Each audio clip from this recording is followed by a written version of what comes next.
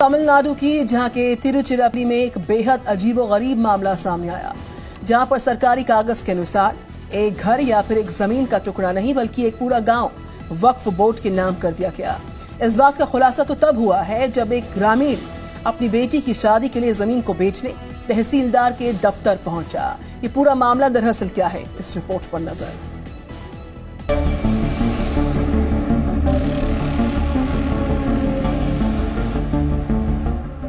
ये तमिलनाडु के तिरुचिरापल्ली का एक गांव है। नाम है थिरुचेंदुराई। यहाँ हिंदुओं की आबादी 95% से भी ज्यादा है। गांव कितना पुराना है इसका अंदाजा आप इसी बात से लगा सकते हैं। गांव का एक शिव मंदिर 13वीं शताब्दी का है। लेकिन इतने साल से गांव में बसे इन गांव वालों के पैरों के नीचे से उस वक्त जमीन निकल गई जब उनको ये पता चला कि उनके घर, उनकी जमीन, यहाँ तक कि उनका पूरा गांव ही उनकी नहीं है बल्कि तमिलनाडु के वक्फ बोर्ड की है। मामले का खुलासा तो तब हुआ जब इस गांव के रहने वाले राजगोपाल ने अपनी जमीन बेचने का सौदा किया।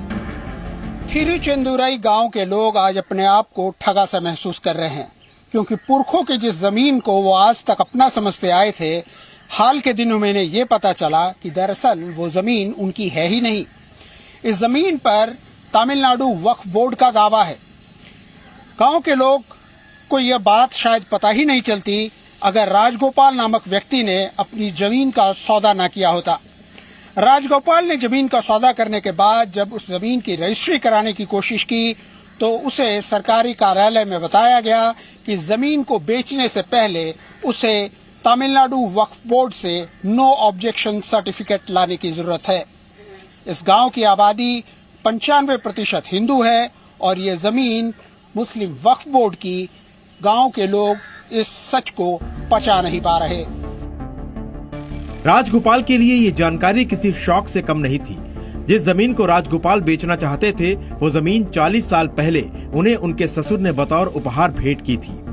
आखिरकार राजगोपाल का जमीन का सौदा रद्द हो गया और उन्हें बतौर एडवांस की रकम भी लौटानी पड़ी।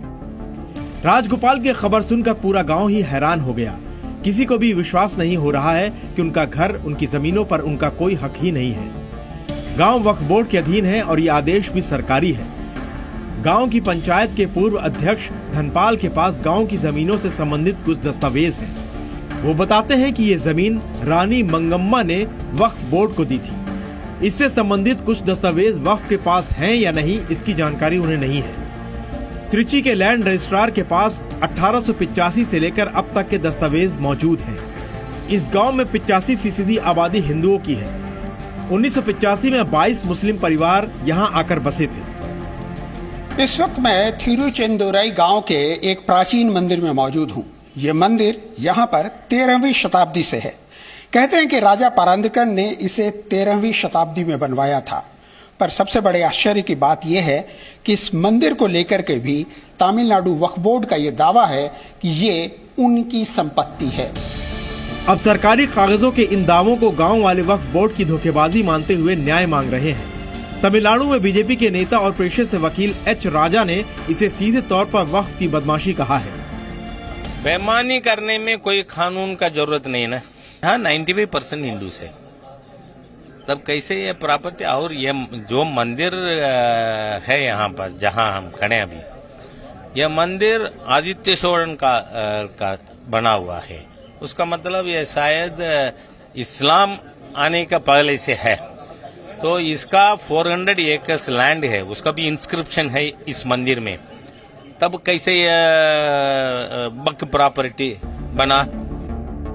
थिरुचेंदुराई गांव की जमीन को लेकर मचे बवाल के बीच अब लैंड रजिस्ट्रार कार्यालय को ये निर्देश दिया गया है कि पूरे गांव को वक्फ बोर्ड की संपत्ति नहीं माना जाए, बल्कि वक्फ बोर्ड जिन जमीनों के नंबर प्रदान करता है उन्हें ही नो ऑब्जेक्शन के दायरे में रखा जाए। हालांकि ये स्पष्ट नहीं है कि इस दायरे में फिलहाल कितनी जमीन होगी।